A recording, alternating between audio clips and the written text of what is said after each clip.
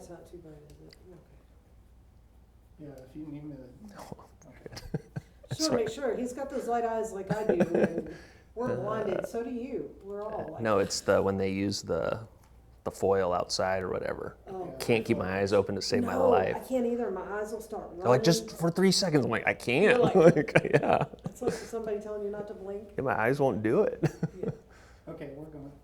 All right. Glenn, say and spell, first, last name, title. Glenn Simpson, GlenSimpson, Senior Director, Community Ambulance. Okay. Obviously, we're here to talk about 1 October, which is tough for all of us who were here. I know it's especially hard for you and your crew. Anything I ask that you don't want to go back into or relive, we don't have to. Okay? So this is your interview. I'm just asking a question. Appreciate it. All right. That night, you guys were amongst the first responder. I don't know. You've been called heroes. You've been called saints. You've been called angels. And you guys showed up to work to do your job, just like any other night. What was it like in that moment? Yeah, I think one of the big unique things of that night is typically in our world when we train, one of the first things that we just preach and constantly dwell into our crew's head is scene safety. We don't enter unsafe scenes. That's not our job. That is not our role. That's what law enforcement is for. And it's not until law enforcement gives the all clear or some level of it being clear that then we begin to move crews in and go to work. What was unique that night was we had been contracted to provide medical services for the festival, and we had a duty and obligation, a want to begin responding from within, and that's what we did. The countless stories of just our personnel that were assigned to the event, those that work for us that that night they were there to enjoy the concert, and like anybody, they had the opportunity to get out of there, and they chose to stay behind. I don't know how you put into words what that makes you feel like as somebody who was tasked with leading this group, and two, how you just put that into words that you have the opportunity to be surrounded and work with people that are so focused on helping others. You guys were in harm's way as well, whether you were attending the concert or whether you were working it. First thoughts, you want to run into it, even though you are taught in scene safety. It's one of the first things the first responders taught. Did you go quick, or did you guys hold back for a second and kind of get your bearings to see what was going on? Did you have people coming up to you? I mean, what was kind of the scene like? Yeah, so like any large-scale event that we do, we have crews that are strategically placed throughout the venue. We're at the point now in the event where the main act is on the stage, so naturally that's where the crowd is. The crowd is focused on that main stage. Any other activation has been shut down, and so crews are strategically placed. One end of the venue, we have a large medical tent that's seeing patients, for various things, whether that's blisters, cuts. I had a little too much to drink tonight, whatever that may be, and so business as usual. Me in particular, I was helping some guests of the concert into a cab, and so at the moment just before we heard the first volley, I was putting 2 guests into a taxi cab that then would head northbound on the strip. For me at that moment, it was me turning around. At that point, I was about ready to call it a day myself. It had been a long weekend. The crews were in place. The crews were doing what they needed to do. There was not necessarily a need for me to be there. And my vehicle was parked more or less behind the venue, but walking south. And so as I turned around and began that walk, that's when we heard what was the first volley. Not realizing that's what it was and trying to figure out exactly what was going on. I'm surrounded by other Metro officers, and everyone's kind of looking up, looking down, looking right, looking left, trying to figure out what's going on. And that's when law enforcement began to take cover behind a wall that separates the street from the sidewalk on Las Vegas Boulevard. Naturally, I followed suit and took cover behind that wall. And that's when you quickly realize that this wasn't crackling power lines. This wasn't This wasn't some sort of drive-by. This wasn't any scenario you could fathom. This was shots were being fired in our direction. And for me, again, going back to, we teach scene safety, we also teach crew safety. If we're not safe, or if we get injured, then we're no help to those that need our help. But on the flip side, there was, for me, 16 of my coworkers that were inside, 16 people that I played a part in assigning to this event that I felt I have a responsibility for. When we go and work these events, we do briefings and we don't talk about, let's all make sure that we get home safe tonight. It's not a normal part of briefing.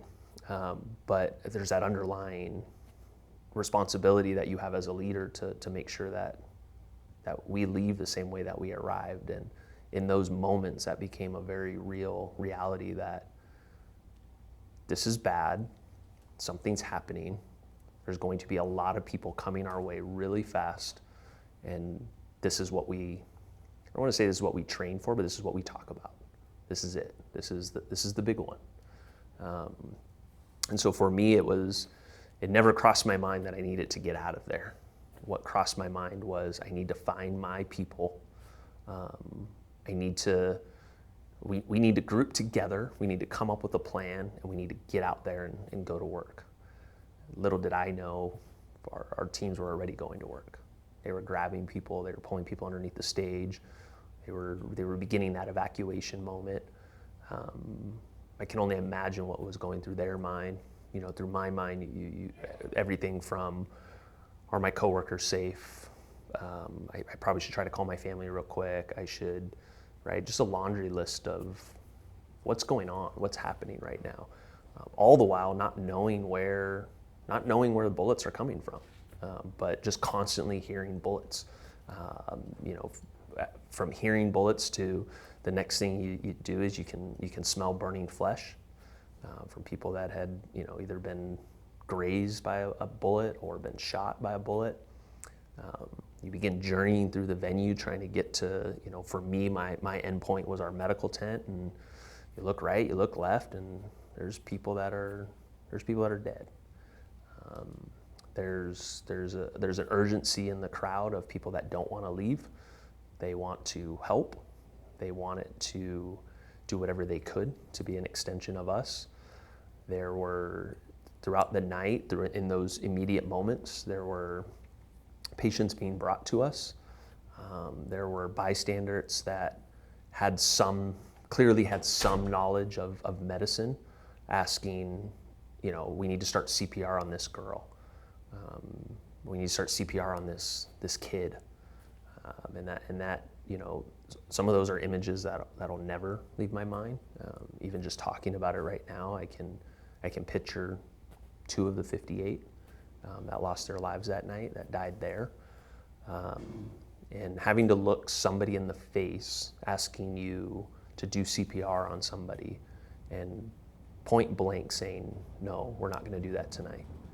It's easy to say that we talk about that in a training session, and how we're going to manage a mass casualty incident, and what our triage and what our treatment's going to look like that night. And it's easy to take a test and answer those questions, but then to be faced with, in part, what is a no-brainer, right? Can you do CPR on this person? Well, it's what seemed to be such a simple question to have to tell somebody no. It was the right decision, but it's certainly something that still in this moment just, I think, bothers me to some extent. Sights and sounds that I had never experienced in my career were experienced in those moments. I've run calls where people have been shot. I've run calls where multiple people have been shot. But to have pure chaos, a patient walk up to me who had taken a bullet to the top of her skull, having a vivid conversation with me, trying to figure out why the top of her head is burning, and just how quick those moments were. but at the same time, how fast all this was happening. I mean, it's hard to describe how you. I don't know if there's a way you sum up everything that you saw that night, or everything that you experienced, or everything that you felt in that moment, and beyond those immediate minutes of gunfire. I think a lot of that is personal, you know, because you go through something, or you see something, or you live something that you can talk about it, and you can tell any reporter, from the New York Times to the Reno Gazette, the story. But you're the only one in your shoes, and I think that's okay, you know. Something good, I bet, came from that night for you. Whether it was a moment that imprinted, whether it was a person, a story, a person who made it, a person you got to hug 3-4 weeks later, or whether it was you becoming closer with your family and working through that healing process that you had to go through. Where's that spot? I think there's a lot of spots. Amongst this chaos,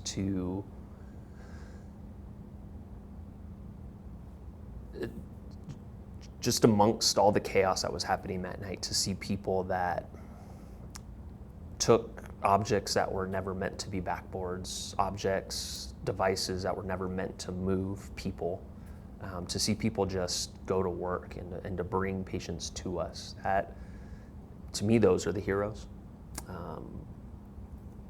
I was assigned to be there that night.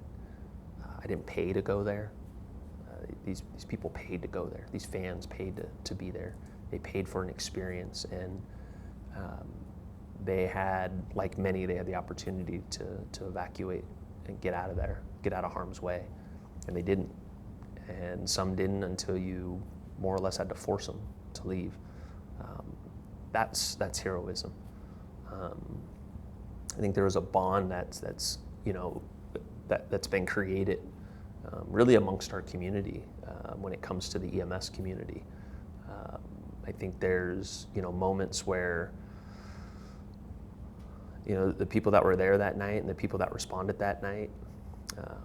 There's a moment where the first ambulance showed up, and it had been what felt like an eternity for ambulances to show up. And in our world, when resources aren't showing up, it's because the scene's not safe. And so hearing those sirens in the distance, thinking to yourself, these resources are going to be held back. And then all of a sudden, that resource shows up, that ambulance shows up. And there is no hesitation from that crew that they look you in the eyes, you make eye contact, and you immediately know that we're working, we're going to work, we got to get this done. And to hear words from fellow colleagues saying, put as many as you can back here. Is that something that would happen on a day-to-day basis? Yeah, I think so. Typically when you call 911 and an ambulance responds, there may be one patient, there may be two patients. Any more than that, more ambulances come and take those one or two patients. But to take as many critical patients that this particular crew took that night, that for me was a defining moment of that night. I think that night for me overall, and the days that followed, as a kid, I always had a passion for medicine. I always wanted to do something medicine related. I had dreams of being a doctor, of whatever that looked like. But I always thought it'd be cool to be in an ambulance. How cool would it be to drive up and down the strip with lights and sirens on? Like, how cool would that be? And so straight out of high school, I was given that opportunity. And over the years, what I saw myself doing in medicine shifted. Whether that was to go to medical school, those thoughts shifted, those thoughts changed. I second guessed it, I reconsidered it. But one thing that never changed, and one thing that for me was solidified that night, was that I have been placed where I'm at to help people. And that night solidified that. Whatever I do in my life, I want to help people. And whether that's through medicine, whether that's through you name it. I want to be there for people when it's their moment, when they're at what they believe is the lowest of low in their time of need. I want to be that person. And for me, it's given me a drive to explore how do we better serve our community? How do I better serve my community? That moment solidified that. And I'm constantly reminded of that every time I see a sticker that says Vegas Strong. And unfortunately, I think things happen in our society that various hashtags are created, various phrases are created. And growing up here in Southern Nevada, there's a lot of people don't realize that there's community outside of the glitz, the glamour, the entertainment, the amazing stuff that our city does, but there is such a community here. It's a community that I've been fortunate to grow up in. It's a community that I've attended college in. It's a community that I've been given the opportunity to be able to give back. And that Vegas Strong, just for me, as cliche as it sounds, has such a significant meaning. And for me, it's an even more significant meaning that I have an opportunity to work at a company called Community, to be able to serve my community. I agree with you. Vegas Strong hits different. It's tattooed on the back of my leg. It feels different than the ones that come and go after. Yep. Whatever else. In the days and weeks that followed, how did you guys take care of yourselves? Yeah, believe it or not, you'll meet a lot of type A personalities in this business. People that don't want help. People that are more worried about everyone else besides themselves. And one of the things that makes me proud to be able to work for this organization was that from the moment that this occurred to that morning following the hours long that we were on that scene, we brought in counselors, we brought in therapists, and I can tell you that, it's EMS doesn't have it figured out. First responders don't have it figured out. But I can tell you that this company did everything it could to ensure that the mental health and the well-being of all of our employees was taken care of. I think it's something we still struggle with today. It's unfortunately, we still continue to lose people to mental health issues in our industry. And we know it takes a toll on our personnel. For me personally, it took a while. It took a while to crack the shell, for me to open up, and to be able to share, and to be able to figure out why I was having the thoughts I was having, or having the visions that I was having. But yeah, it's a focus of ours. It's something that we deeply care about here in our organization, and we constantly try to find ways, and whether they be subtle, whether they be more direct, to really focus in on the mental health and the mental well-being of not only our leaders, but of our men and women that every day don't know what they're going to respond to, don't know what they're going to experience, and truth be told, don't know if they're going to make it home that night. In the 5 years since, what has changed for the better?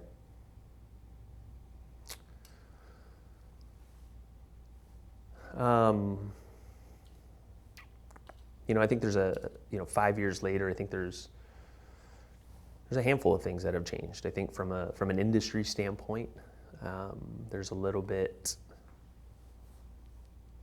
I think there's more emphasis to have the uncomfortable conversations.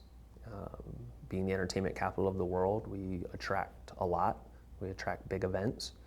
And when we gather in a room with ourselves, with stakeholders and community partners,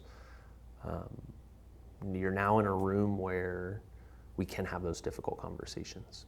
Nobody wants to talk about what happens if there's a bomb, what happens if there's this device, what happens if somebody decides to do something bad.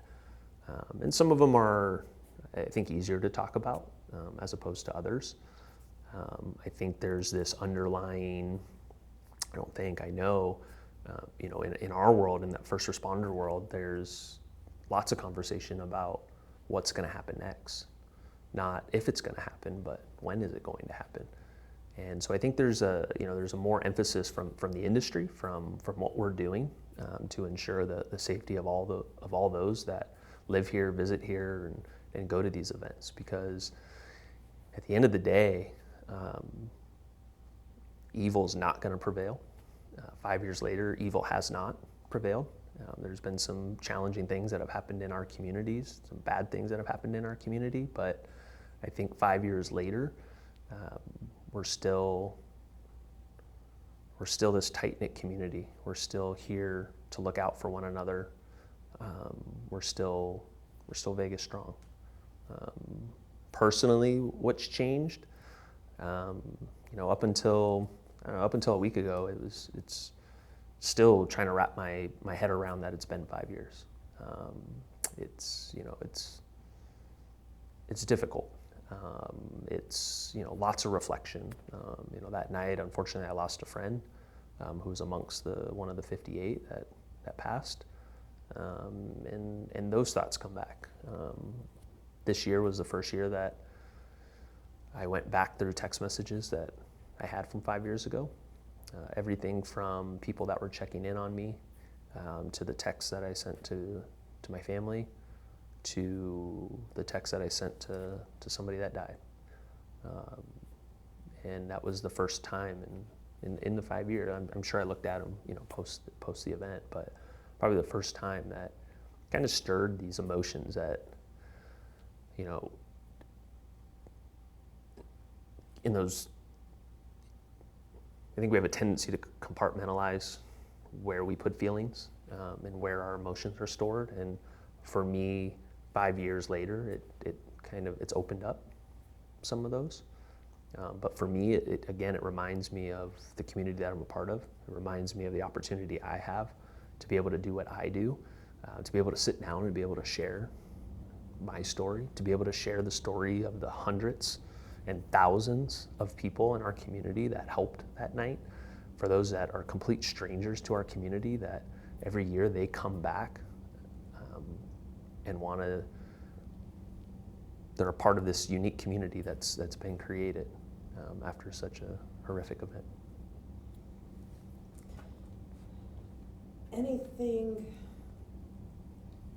we could obviously talk about the role the public played in helping you, their ingenuity, their willingness to stand there beside you. How cool would it be if this community could come together again, make sure, you're CPR trained, make sure your kids know how to swim, make sure you're donating blood. We could talk about all of those things that, just as being a good community person, are important. But I think I can kind of write to some of that. Sure. I just want to make sure that you're feeling okay about it and that you're saying everything that you want to say. If there's anything that stood out, or yeah, no, I think when it comes to, our community stood up for the minutes and the hours and the days and the weeks and the years since that event. There was a different, and it still is. There was almost a turn, for somebody, walking into a Starbucks in uniform, somebody holding the door open for you and just saying thank you.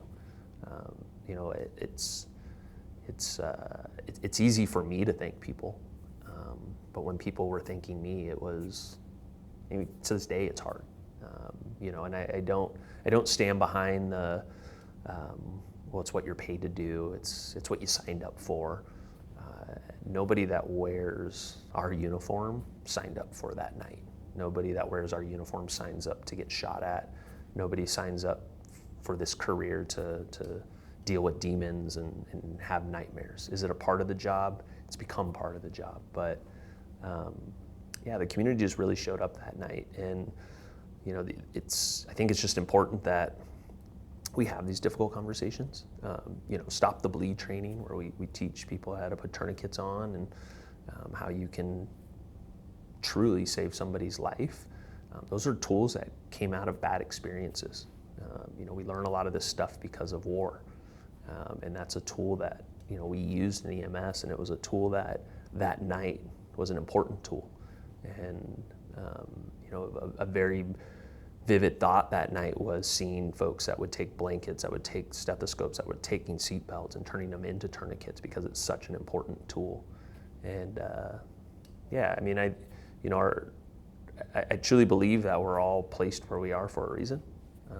We have bad things that happen in life. We have a few bad sour apples in our society, but we're a community that is here to look out for one another and support one another, and anything we can do to make ourselves better, in turn makes our community that much stronger.